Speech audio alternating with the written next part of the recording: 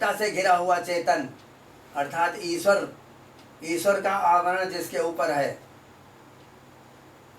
और कला, फिर का शब्द और ला शब्द दोनों की व्याख्या हुई। व्याख्या करके कहा कि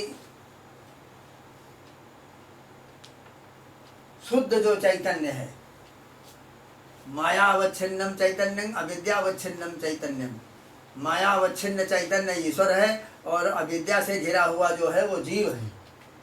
वो परमात्मा शुद्ध चैतन्य है अर्थात सत स्वरूप है, वो किसी से घिरा हुआ नहीं है, वो निरावरण है। ये काम कला है। ऐसा अर्थ सुन करके उसने पूछा था कि ये विषय भोग के रास्ते सब बतलाएंगे, ये तो कुछ और बताने लग गए। तो उसने कहा कि महाराज मैं अभी तर्क कर सकती हूँ, 3 दिन हो गए आपसे इसी के ऊपर शास्त्रार्थ करते हुए, बड़ा अच्छा विवरण है शांकर दिग्विजय में।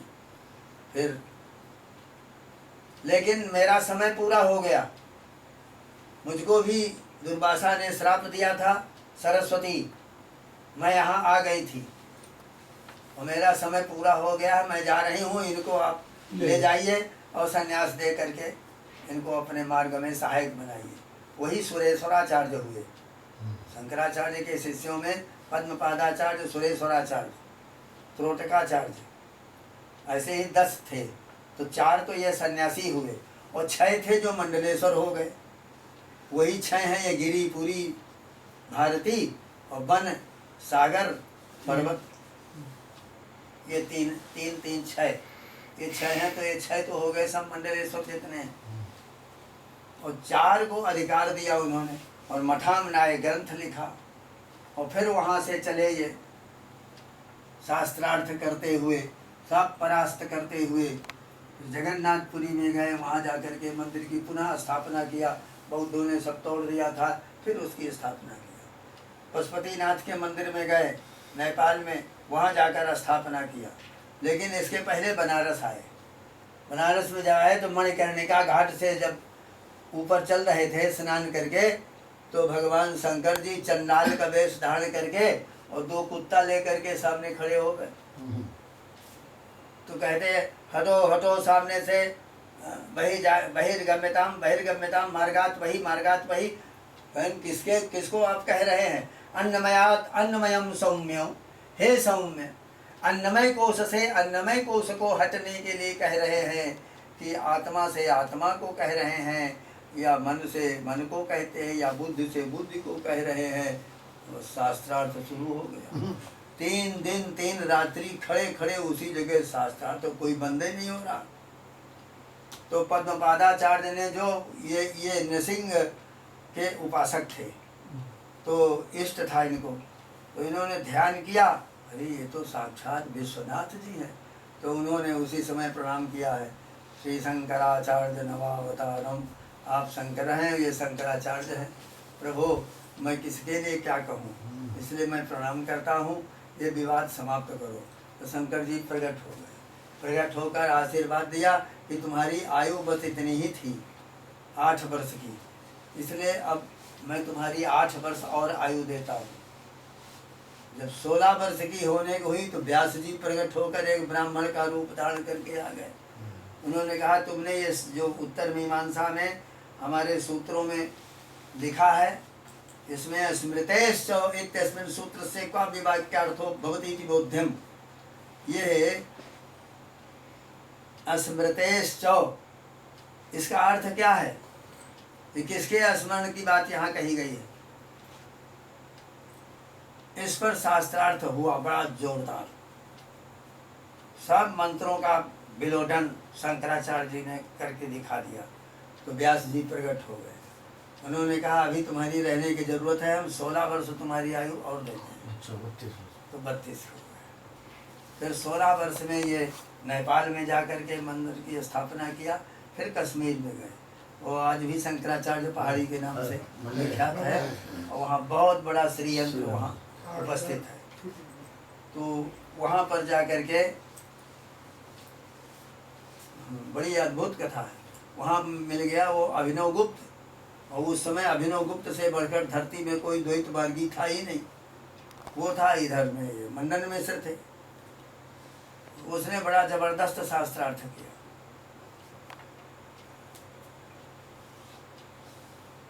तो उसके शास्त्रार्थ में उसने ऐसा ऐसा प्रयोग कर दिया कि इनको भगंदर रोग पैदा हो गया। किसको? और टट्टी ही शंकराचार्य जी को, और खून की टट्टी जा रहे हैं, खून की उल्टी जा रहे हैं, यही सब हो रहा है। तो शास्त्रार्थ के लिए राजा के यहाँ जो हुआ, तो सब ये भोजन बनाने के लिए बर्तन वर्तन भेजे, तो मनो लकड़ी जल गई, बर्तन गर्म ही नहीं हुआ, तो सब फेंक दिया और शास्त्रार्थ को पहुँच गए।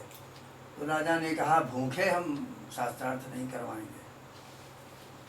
तो शंकराचार्य आ गए तो खून की उल्टी शुरू हो गई।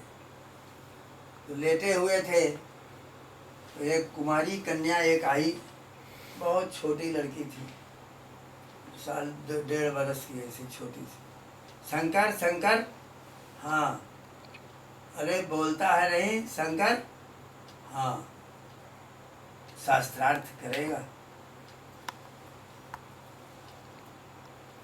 मैंने आँख खोल कर देखा, माँ शास्त्रार्थ करने की शक्ति नहीं है। कहे तू शक्ति तो मानता नहीं, केवल शिव मानता है, शिवोहम शिवोहम शिवोहम।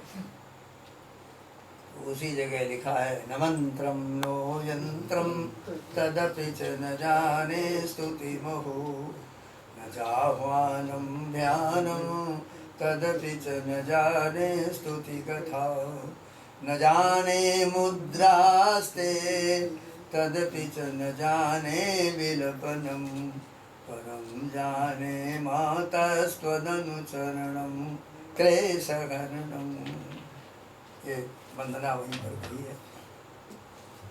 तो इस तरह से फिर वहाँ से ये पहाड़ी में जब गए, तो वहाँ एक प्रज्ञा पीठ थी, उसके 4 दरवाजे थे। तो दक्षिण का दरवाज़ा बंद था, दक्षिण दिशा से कोई संत नहीं पहुंचा। एक में जैनी, एक में बौद्ध, एक में चारवाक, ये सब खड़े हुए थे। वहीं इनको शास्त्रार्थ करके परास्त करके ये घुसे। तो सीढ़ी में चढ़ रहे थे तो आकाशवाणी हुई, महात्मन ऐसा अभिमान नहीं करना चाहिए, इस प्रज्ञापीठ में कोई नहीं चढ़ता है, संसार के मनुष्य सब पापी हैं, इसलिए कोई भी नहीं चढ़ सकते। शंकराचार्य ने कहा मैंने विवाह ही नहीं किया, पाप कहाँ से होता है, पाप पूर्ण हमारे पास कुछ भी नहीं है, ये कहते हुए उस पर चढ़ गए। और ऊपर जब पहुँचे तो आकाश से बहुत बड़ी धुंधुभियाँ बजने लग गई, देवताओं ने पुष्प वृष्टि की, सब फूले फूल गिर गए पहाड़ों में जो पुष्प बहुत होते हैं। इनकी वहाँ प्रतिष्ठा हो गई, सर्वज्ञ पीठ।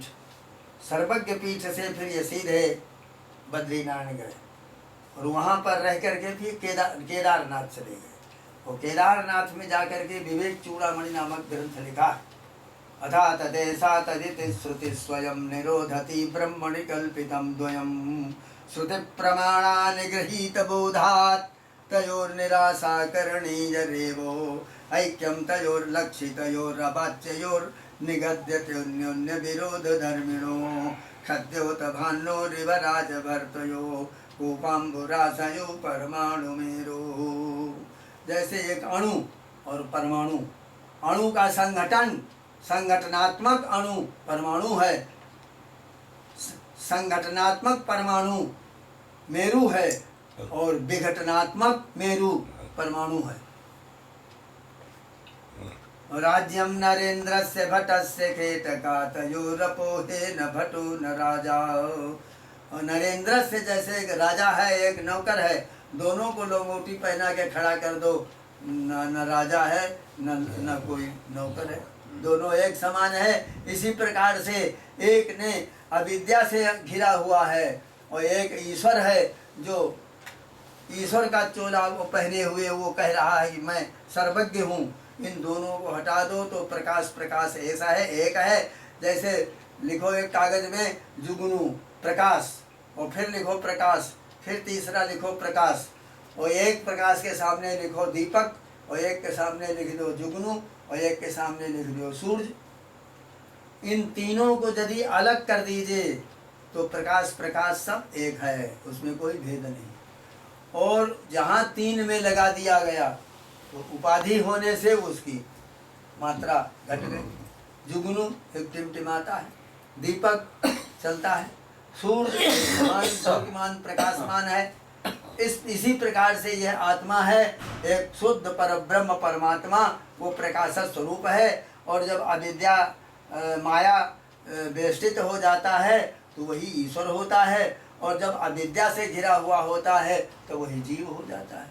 इस प्रकार का ग्रंथ लिखा। इसके बाद आगे चल करके मंदालसानाम बोधनार्थम, आगे चल करके मंद बुद्धि के लोग होंगे, ज़्यादा पढ़ेंगे नहीं, चुंबकी विद्या सब प्राप्त करेंगे और बोलेंगे बहुत ज़्यादा, अभिमान करेंगे, सभी अपने को वेदांती और विद्वान ही कहने लग जाएंगे। इसलिए उन्होंने दश श्लोकीम प्रणनाय भगवत पूज्य पादाचार्या, तो उन्होंने 10 श्लोकी एक ग्रंथ लिखा।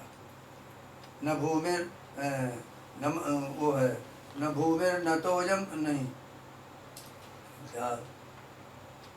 न भूमिर न तोजम न तेजो न वायु न खम्नेन्द्रियं वा न तेषां समूहा अनैकान्तिकत्वात् सुषुप्तेक सिद्धस् तदेको वसिष्ठा शिवः केवलोऽहं।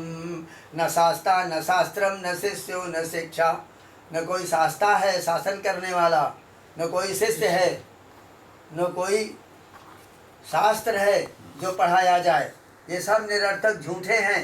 न शास्ता न शास्त्रम न शिष्यो न शिक्षा न चत्वम न चाहम न चायम प्रपंचः, न तुम हो न हम है न ये प्रपंच है। वियद व्यापकत्वादखंडैक रूपस्तदेको वसिष्ठा शिवः केवलोऽहम्। इस तरह से 10 श्लोक लिखा है। सारा जितना विज्ञान है सब उसी के अंदर, सब दर्शन आ गए। उसके ऊपर मधुसूदन जी ने नवद्वीप से, देखिए कालड़ी में, दक्षिण में, केरला में तो शंकराचार्य पैदा हुए, और जीवन चरित्र लिख रहे हैं नवद्वीप के स्वामी मधुसूदन सरस्वती। ये उन्होंने अपने उसमें बहुत अच्छा लिखा है। फिर इन्होंने धर्म की मर्यादा के 4 मठामनाय ग्रंथ लिखा कि हमारे चारों दिशाओं में एक एक शंकराचार्य होंगे। बाहर से कोई भी आपत्ति आवे, विधर्मी कोई घुसे तो पहला शास्त्रार्थ करके यही रोकेंगे। इसके लिए 4 मठ बने। फिर शास्त्रों का और बहुत सा भाष्य किया उन्होंने, और वो सब भाष्य करके पूरा विवरण किया। और 32 वर्ष की उम्र में यही 10 श्लोकी लिखने के पश्चात फिर वो लुप्त हो गए, चले गए। पता नहीं, उनके शरीर नहीं मिला किसी को। वहीं से केदारनाथ से ही वो परम धाम गमन कर गए। शंकराचार्य जी ना, शंकराचार्य वहाँ उनका बना हुआ है। हाँ, वो है स्थान, समाधि मंदिर के बराबर। इस तरह से आज उनका यह दिवस था, तो उनकी एक संक्षिप्त व्याख्या थोड़ी सी कर दी गई है।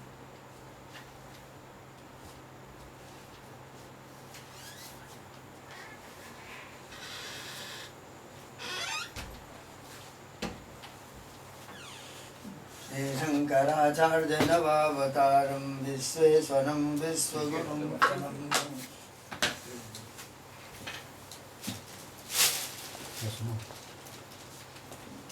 झूले इधर रखा चश्मा, ये अरे ये चश्मा महाराज जी का इधर उधर है, ये ठीक है।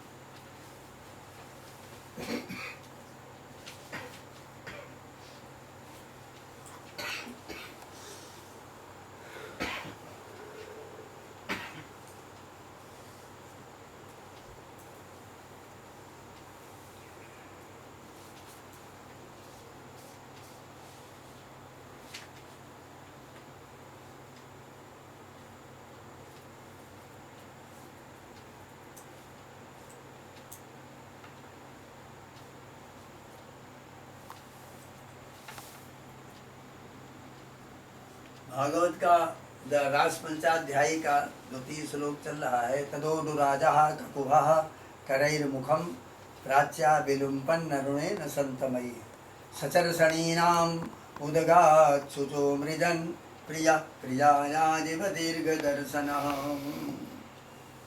तो उस समय पर जब रासलीला के लिए भगवान ने मन बनाया और रासलीला के लिए मनश्चक्रे, तो उसी समय देखा कि प्राची दिशा से अरुणिम राग रंजित मंडल युक्त चंद्र का उदय हुआ। नक्षत्रों का अधिपति राजा चंद्र उधर से उदय हो रहा था।